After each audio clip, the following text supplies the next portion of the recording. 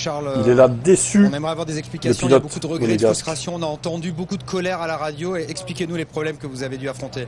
Ouais, extrêmement déçu parce que bien sûr le premier stint ça allait plutôt bien, le deuxième stint était un petit peu, ça commençait à être un petit peu difficile et après au bout du 40e tour on a eu un problème avec le châssis qui fait que il n'y avait plus aucune espérance, donc juste extrêmement déçu et extrêmement frustré. Vous disiez on aurait dû en parler avant la course, c'est-à-dire qu'est-ce que vous auriez pu faire différemment? Très honnêtement je ne sais pas s'il y avait une solution, mais c'était juste la frustration qui a parlé. Pour l'instant, je ne sais pas quoi dire. On va analyser ce qui s'est passé, mais c'est ultra frustrant, quoi, surtout sur la seule course de l'année où une victoire était, je pense, clairement possible, parce que le premier stint, on était en contrôle de la pace devant. Le deuxième stint, on est bien remonté sur l'endo. Et au bout du 40e tour, les problèmes ont commencé et après ça s'est empiré. À la fin, j'étais à 2 secondes des temps, donc il n'y avait rien à faire. Un arrêt, ça aurait été possible pour vous, si tout le monde.